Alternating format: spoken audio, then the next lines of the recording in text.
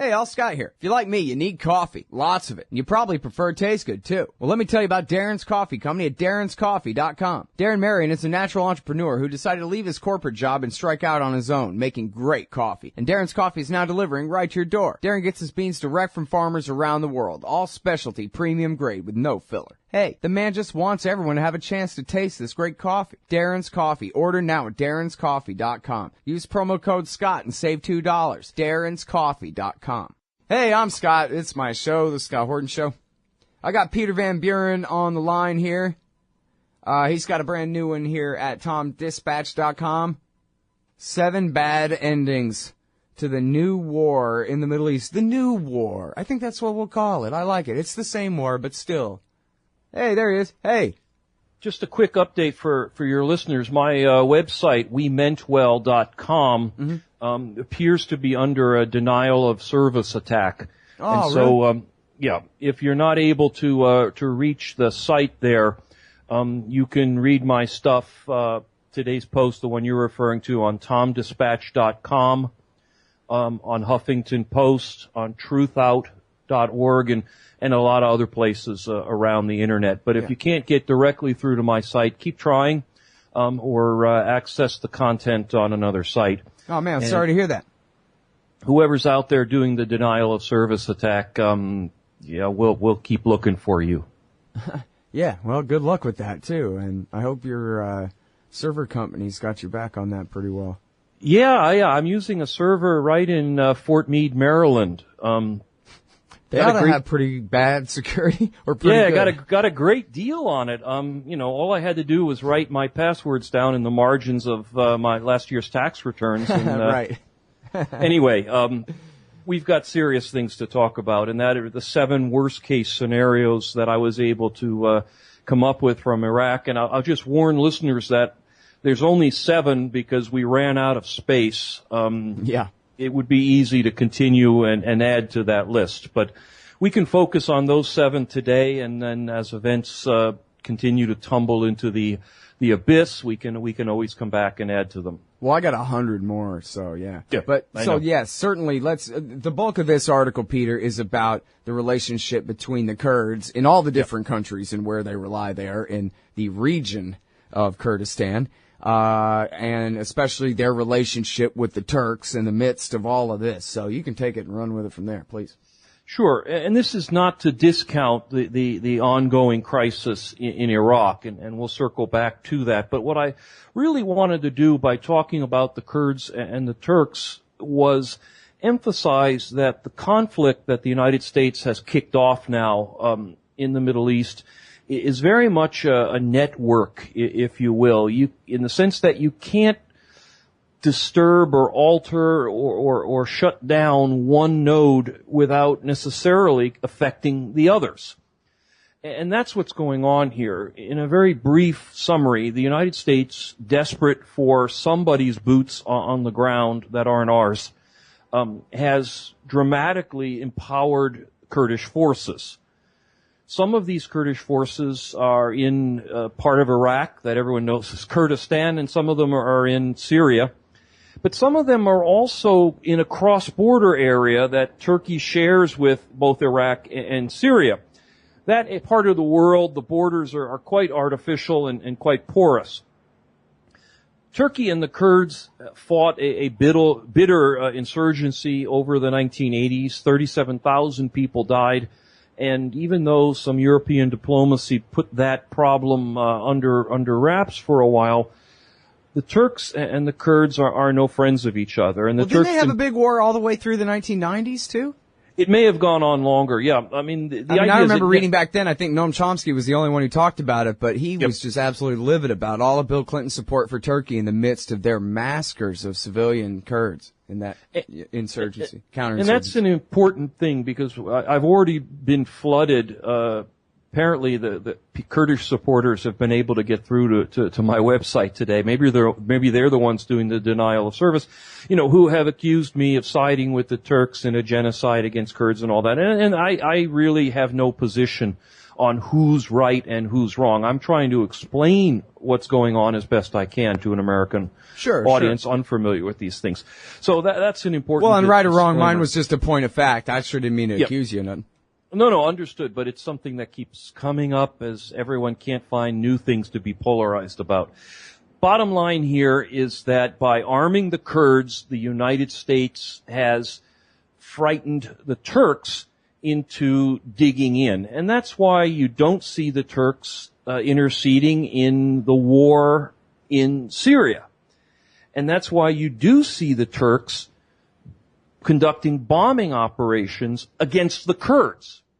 So you've got this situation that the United States has created all by itself of basically putting two of our so-called allies into conflict with each other. So the Kurds who are supposed to be fighting ISIS and the Turks who are supposed to be fighting ISIS instead are largely fighting each other. Yeah. And that's just one of so many of these, we'll say, unintended consequences, even though perhaps they could have been anticipated fairly easily. Now, let me stop you there for a minute and talk about that before we move on to further subjects. It seems like not only is it kind of crazy for the Turks to be, at least doing nothing about a crisis that is engendering a massive refugee crisis in their country and which is completely upending their entire relationship with the Kurds, which has been at some sort of ceasefire. I guess the Kurdish leader Öcalan is in prison, but he's been negotiating this whole time, but has said that if Kobani falls, that's it. Negotiations are off. PKK goes back to war and all this kind of thing. And so it seems like not only are there massive immediate negative consequences for Turkey right here, but even worse, they're squandering what could be a wonderful opportunity to come in and say, you know what? Yeah, we hate the PKK and we're mad at their friends in the YPG and whatever, but you know what? We hate ISIS more and we're going to come into the rescue of the Syrian Kurds this time, and it'll be, a major plus in our negotiations with the Kurds. That, after all, Erdogan has been trying to negotiate relative peace with them, right, this whole time. And it's somewhat worked. And so in what could have been a great boost to the negotiations, he's done the exact opposite and completely blown them up. But it's not like he's going to be able to get rid of a fifth of his population. It's just going to be another horrible war if all peace talks are off and it goes back to war. And so what the hell is he doing? Peter, help me understand. The short answer is I wish I knew at the level of understanding that I could say, well, here exactly is the true story, Scott. I think it's a series of conflicting interests that Turkey is facing, and they are trying to figure out, well, which of these conflicting interests is going to be the one that we need to focus on. And I think at the end of the day, what Turkey is mostly afraid of is a highly empowered Kurdish fighting force on its borders that will inflame the Kurdish minority inside of Turkey and essentially create either an insurgency or an open ground war that Turkey will have to deal with. I think Turkey understood ISIS and perhaps does understand that ISIS at the present time has no great interest in Turkish territory. And Turkey, with the second largest army in NATO Europe, we leave the United States out, is well in a position to secure its own borders against any kind of ISIS assault. But that isn't even going to happen. So I think the Turks have decided we got to go one way or the other, and the way they're doing is to say we are not going to allow a powerful Kurdish army on our border. All right. Well, we got to take this break. When we get back, more with Peter Van Buren, formerly with the U.S. State Department for many years, author of We Met Well, and writing at TomDispatch.com. Oh, John Kerry's Mideast peace talks have gone nowhere. Hey, y'all, Scott Horton here for the Council for the National Interest at councilforthenationalinterest.org. U.S. military and financial support for Israel's permanent occupations of the West Bank and Gaza Strip is immoral, and it threatens national security by helping generate terrorist attacks against our country. And face it, it's bad for Israel, too. Without our unlimited support, they would have much more incentive to reach a lasting peace with their neighbors. It's past time for us to make our government stop making matters worse. Help support CNI at councilforthenationalinterest.org. All right, y'all, welcome back. It's Peter Van Buren on the show, formerly with the State Department, author of We Meant Well and the Ghosts of Tom Joad. And here he is at TomDispatch.com, 7 bad endings to the new war in the Middle East. And he said his own website is under attack right now, but usually you can find it at WeMeantWell.com. And, yeah, maybe you'll be able to get through. I don't know.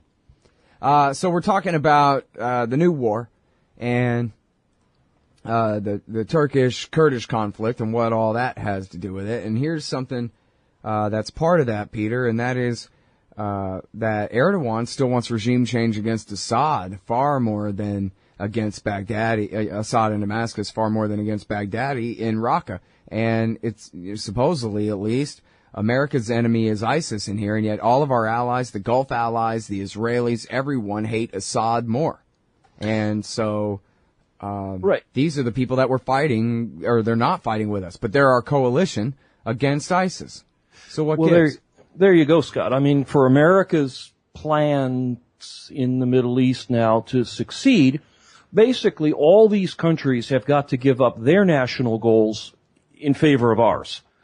And that's not likely to happen. America thinks it can thread the needle on this. It thinks that it can pull out from Turkey, some common ground and use that, from Israel something else, from Saudi something else, and it thinks it can kind of piece this war together by managing the common elements against the disparate elements. We'll see how that works out, but I think that it's impossible that it could ever succeed. At the end of the day, these countries are far from stupid and are very much aware of what they're doing and what they want to accomplish. The Turks have been at least passively supporting ISIS for a period of time against Assad. And it's important to point out that until very recently, really 2 months ago, that was exactly in line with America's policies. Our policy was to get rid of Assad.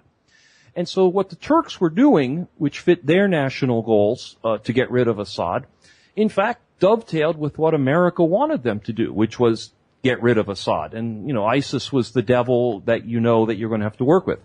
Then, since America changed its mind fairly quickly when it looked like Iraq was about to collapse 2 months ago, the Turks were like, yeah, good for you to be able to change your mind on a dime, but the rest of us are a little smarter, and we're going to be looking at long-term goals. Yeah.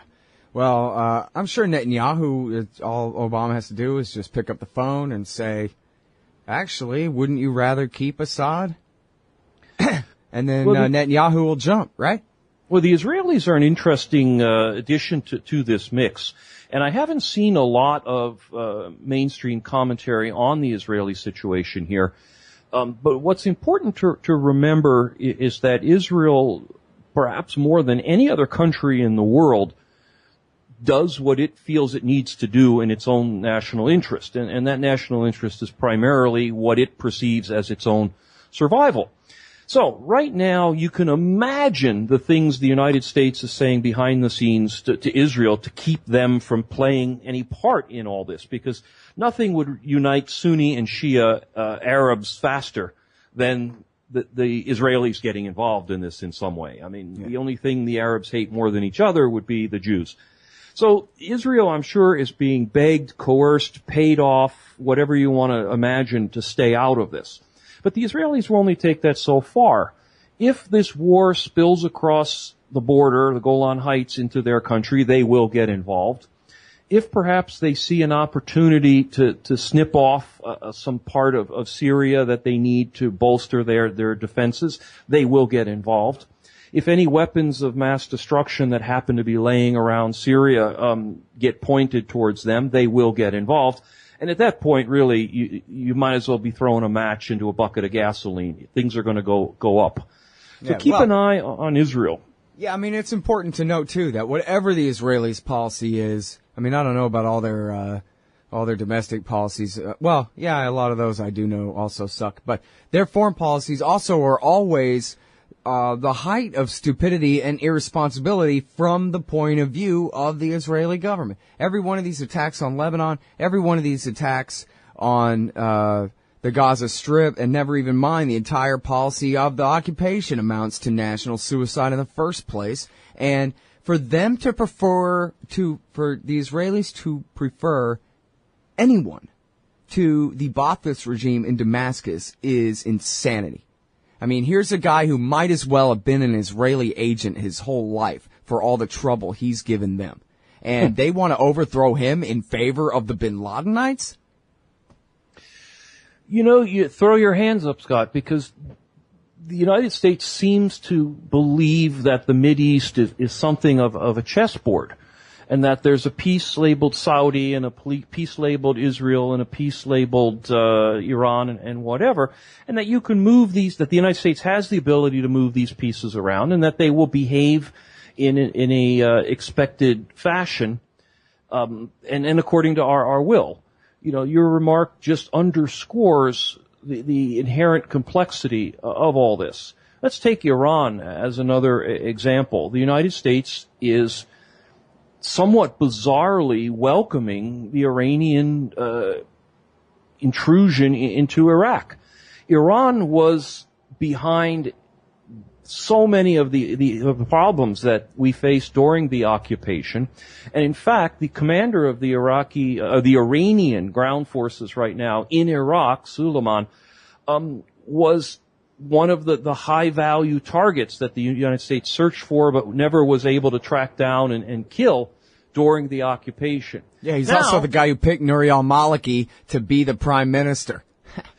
And, what a funny world. Now, the Iranians, who had to kind of play it cool and stay below the radar, now overtly have military forces on the ground in Iraq. Their commander, who once was a wanted terrorist, is now coordinating with the United States. And of course, that has to be happening at some level.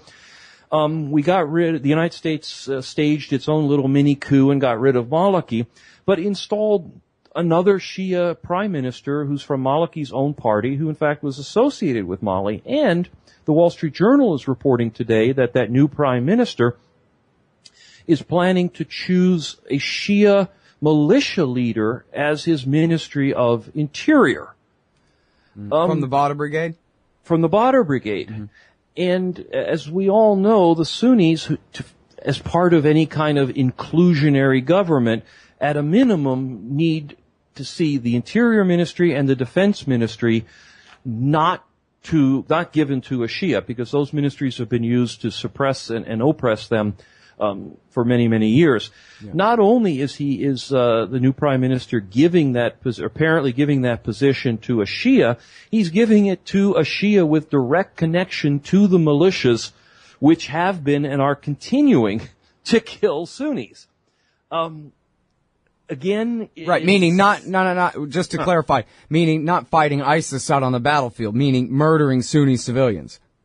Right, and what the militias are doing is saying, well, ISIS are Sunnis, and ISIS has occupied these towns with Sunnis in them, so therefore all the Sunnis there must be ISIS, and we better just kill them all. Yeah, maybe they really do work for the Israelis after all. No, I'm just kidding. Well, in many ways they work for the Israelis in the sense that they're working for Israeli goals. At the same time, their actions benefit the Iranians.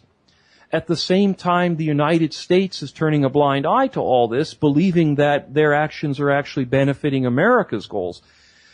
It just can't work, Scott. And the article that I wrote tried to break it down country by country and say worst case scenarios. But every time I read the news, I wonder if I really drew out the worst case scenario or whether there was a deeper pit that I didn't realize even existed. Yeah, well, I was telling everybody on the show yesterday about Ebola. That's usually never the worst case scenario, so try and relax. Except, with Iraq, that was worst case scenario. That still is absolutely worst case scenario, and it sure does seem to be playing out. And, I can't predict the future either. I think certainly you've identified many of the hurdles here, absolutely impossible hurdles. I mean, the one that you just mentioned is, really what you're saying is, Sunnistan has already declared independence and it's never coming back because Baghdad and all the land from there to Kuwait is ruled by the people who torture them to death with power drills. And so that's it. These are the people that Bush and Rumsfeld chose to run the country, and this is what they did to it, and game over. It's almost the end of 2014, for Christ's sake. We're not going back in time to fix this. Nope. It's over. It's done. Peter Van Buren, everybody. TomDispatch.com. Talk to you soon. Take care. Hey, Al, Scott Horton here. It's always safe to say that one should keep at least some of your savings in precious metals as a hedge against inflation. And if this economy ever does heat back up and the banks start expanding credit, rising prices could make metals a very profitable bet. Since 1977, Robertson Roberts Brokerage Inc. has been helping people buy and sell gold, silver, platinum, and palladium, and they do it well. They're fast, reliable, and trusted for more than 35 years. And they take Bitcoin. Call Robertson Roberts at 1-800-874-9760 or stop by rrbi.co. Hey, Al, Scott Horton here for The Future of Freedom, the monthly journal of the Future of Freedom Foundation. Edited by libertarian purist Sheldon Richman, The Future of Freedom brings you the best of our movement, featuring articles by Richman, Jacob Hornberger, James Bovard, and many more. The Future of Freedom stands for peace and liberty and against our criminal world empire and Leviathan state. Subscribe today. It's just $25 per year for the back pocket size print edition, $15 per year to read it online. That's The Future of Freedom at fff.org/subscribe. Peace and freedom. Thank you. Hey, Al, Scott Horton here for WallStreetWindow.com. Mike Swanson is a successful former hedge fund manager who provides his subscribers with a very real window into his investments, updating them on every move he makes in the markets. Right now, Mike's anticipating a bear and is dumping all his stocks while the getting is good, investing instead in gold and the commodities. Protect your assets and learn the wise ways of the markets. WallStreetWindow.com. And check out Mike Swanson's great contribution to the history of the rise of the American empire and the war state. Available at scotthorton.org/Amazon. The military-industrial complex. The disastrous rise of misplaced power. Hey, Al, Scott Horton here. I'd like for you to read this book, The War State by Michael Swanson. America's always gone to war a lot, though in older times it would disarm for a bit between each one. But in World War II, the U.S. built a military and intelligence apparatus so large, it ended up reducing the former constitutional government to an almost ceremonial role and converting our economy into an engine of destruction. In The War State, Michael Swanson does a great job telling the sordid history of the rise of this national security state, relying on important first-hand source material, but writing for you and me. Find out how Presidents Truman, Eisenhower, and Kennedy all alternately empowered and fought to control this imperial beast, and how the USA has gotten to where it is today. Corrupt, bankrupt, soaked in blood, despised by the world. The War State by Michael Swanson. Available at Amazon.com and at Audible.com. Or just click the logo in the right-hand margin at scotthorton.org. We should take nothing for granted.